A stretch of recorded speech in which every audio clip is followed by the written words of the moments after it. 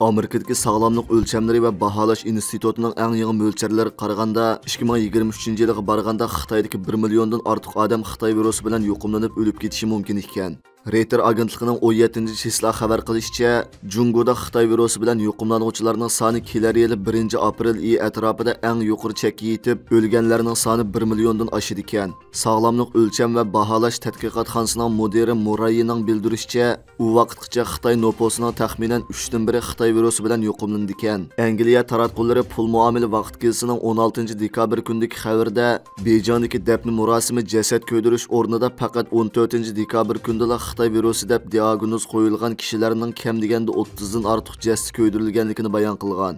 Bejang Tongju dafn murosimi jasad ko'ydirish o'rnining ismini oshkorlashni xohlamagan bir xizmatchining bildirishicha, hozir Xitoy virusi bilan o'lganlarning jiqligidan har qanday jasad ko'ydirish o'rinlari hamma o'choqlarini ishqa silib, atigandan boshlab kech soat 10 gacha to'xtamay jasad ko'ydirsimi, yana yetishmayotganligini, Seattledagi Washington universitetining bazi qilgan mustaqil organ Xitoydagi har qaysi o'lkalarning sonliq ma'lumotlari va yaqinda tarqalgan Omikron variantining uchurlarini birlashtirib chiqargan hukmi ekanligini bildirgan. Nurg'un davlatlardagi hukumatlar va korxonalar Xitoy virusining yer shari xarakterlik tarqalishchan mezgilida Amerika sog'lomlik ko'rsatgich va baholash tadqiqot o'rnining mo'lchariga tayinib tadbir qo'llangan ekan. Amerika Tashqi ishlar ministrligida Xitoy uyi degan nomidagi yangidan Xitoy moslashtiruvchi ishxonasini ta'sis qilgan. Ma'lum bo'lishicha, Amerika davlat ishlar kotibi Antonio Blinken 16-dekabr kuni shaxsan o'zi bu ishxonaning ochilish murosimiga riyosatchilik qilgan. Amerika Tashqi ishlar ministrligining 16-dekabr e'lon qilgan yozma bayonotida Xitoy moslashtiruvchi ishxonasini, ya'ni Xitoy uyi Amerika hukumatining bizning Xitoy Xalq Jumhuriyati bilan bo'lgan raqobatimizni mas'uliyatchanlik bilan boshqarishimizga kapolatlik qiladi. Shundaqla bizning ochiq ham ko'p taraflamlik xalqaro sistemaga bo'lgan qarshimizni olg'a surdi. Bizning Xitoy uyi qurishdagi maqsadimiz hukumat organlarining Xitoyga tutgan pozitsiyasini yurgizishga yordam berishdir deyilgan. Bayonotda ko'rsatilishicha, Xitoy uyi ministrligining zamonaviylashtirish kun tartibining halqiliq tarkibi qismi bo'lib, uning xizmati ministrlikning xirislarga taqobil turishi, kelgusi yillardagi fursatni chang tutishiga markazlashadi ekan.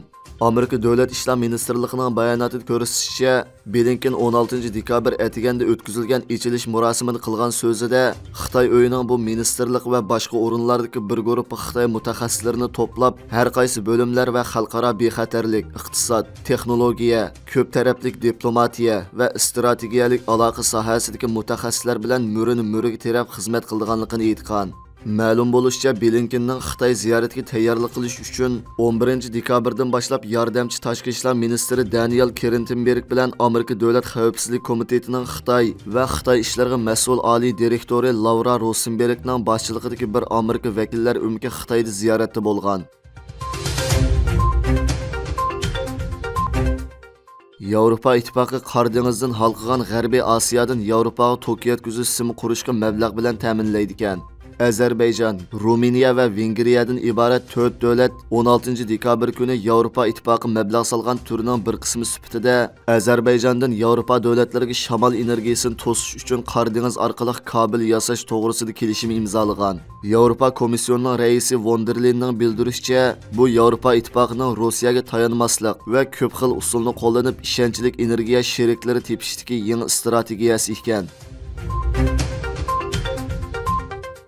17-dekabr kuni Germaniya Shimoliy dengizdagi Wilhelmshavenda tunji laylama terminalini ochgan hamda bosh ministr Scholz ochilish murosimiga qatnashib, Germaniyaning nihoyat tez suratda harakat qila oladiganligini, buning Germaniya uchun yangi bir ritm ekanligini bildirgan. Yevropaning eng chong iqtisodiy gavdasi bo'lgan Germaniya necha 10 yildan buyon Rossiyaning geziga tayinib kelgan. Rossiya Ukraina urush portlagandan keyin Germaniya boshqa energiya manbalarini izlashni qaror qilgan. 900 ming tonnalik paraxodni tangshash terminali 50 ming Germaniya oilasini 1 yillik yetarli gaz bilan ta'minlaydi ekan. Bu yil ichida boshqa 5 laylama terminalmi ochildi ekan. Qatar sohibxonlik qilgan 2022-yillik Dunyo lo'nqisi futbol musobaqasida Janubiy Amerika davlati Argentina chempionlikka erishdi. Fransiya 2-chi, Kirodiya 3-chi bo'ldi. Dunyo lo'nqisi tarixida tunji qitim yerim hal qiluvchi musobaqa o'ynagan Afrika davlati bo'lgan Marokash 4-chi bo'ldi. 18 dekabr kechda o'tkazilgan Argentina bilan Fransiya orasidagi hal qilg'uch musobaqa 3-3 oxirlashgan bo'lib, nuqta to'p tepishida Argentina Fransiyani mag'lub qilib, 36 yildan keyin yana oltin lo'nqiga erishdi. Dunyoga danglik argentinalik darajadan tashqari futbol cho'lpini Messi oxirgi xo'shlashish jangida chempion bo'lib, oltin lo'nqiga erishdi. Shundaqla bu Argentina komandasi uchun hozirgacha 3-qitim chempionlik lo'nqisi hisoblanadi. Messi 19 yoshidan 35 yoshgacha 5 qitim dunyo lo'nqisi futbol musobaqasida qatnashgan bo'lib, 18 dekabr kunidagi musobaqada 2 qitim bevosita to'p va 1 nuqta to'p kirgizgan. Birlashma agentligining 18 dekabrdagi xabari qaraganda, Messi tarixdagi tunji bo'lib barliq bosqichlarda to'p kirgizish nomer xotirasini qoldirgan to'pchi bo'lib, futbol tarixidagi eng munavvar to'pchilar tizimiga kirgizilib, Braziliyaning rivoyati Billi va argentinalik marhum to'pchisi Maradona bilan tenglashganligini bildirgan. 2026-yildagi 23-navbatlik xalqaro futbol lo'nqisi musobaqasiga Kanada, Meksika va Amerika birlikda sohibxonlik qiladi ekan. Bu dunyo futbol lo'nqisi tarixida tunji qitim 3 davlatning birlikda o'tkazishi ekan.